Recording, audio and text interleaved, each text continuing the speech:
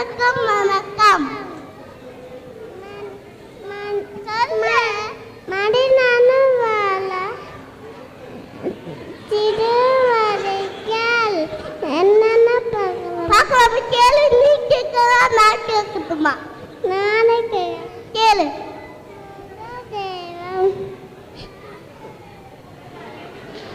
முதல் தேவம் தந்தை நல்ல நாள் இந்த பெரிய பரிசு மன்னிப்பு வேண்டியது பதிவு வேண்டது வெறுப்பு பெரிய தேவை நம்பிக்கை கொடிய நோய் ஏமாத்தை சுலபமான குத்தம் காணல் தரமற்ற குணம் பொறாமை நம்ப கூடாதது வதந்தி ஆபத்து விதிப்பது அதிக பேச்சு செய்யக்கூடாதது விளக்க வேண்டியது